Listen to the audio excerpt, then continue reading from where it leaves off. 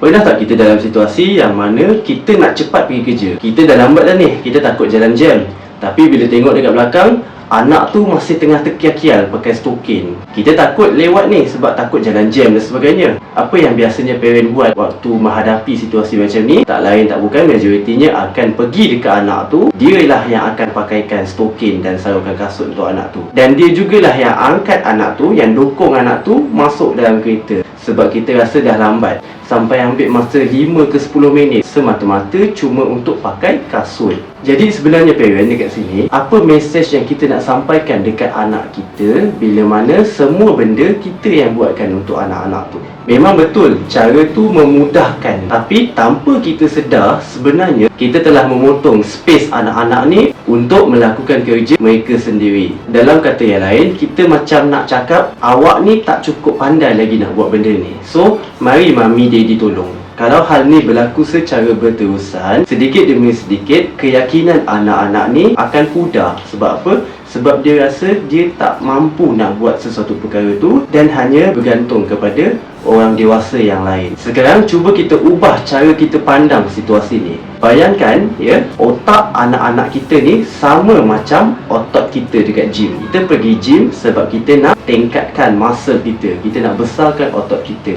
So, macam mana kita nak besarkan otot kita? Kita kena tambah beban. Kalau kita tak angkat beban tu, kita tak bagi sedikit beban pada otot kita, otot tu tak akan membesar, betul tak? Sama juga macam anak-anak kita.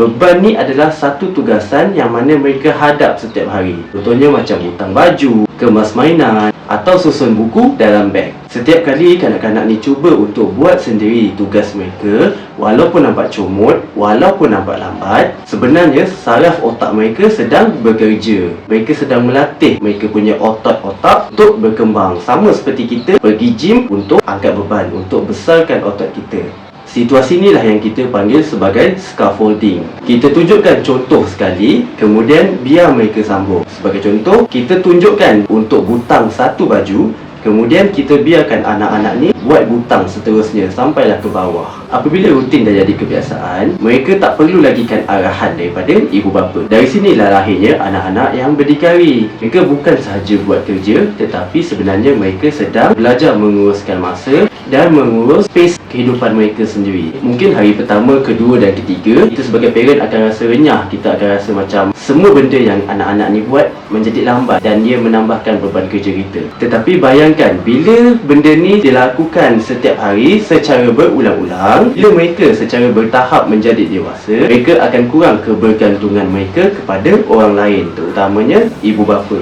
Sebab apa? Sebab mereka dah rasa mereka sudah menguasai basic-basic untuk menguruskan hidup mereka sebagai seorang kanak-kanak. Jadi kesabaran ibu bapa adalah satu pelaburan yang mahal untuk perkembangan kanak-kanak ini secara holistik.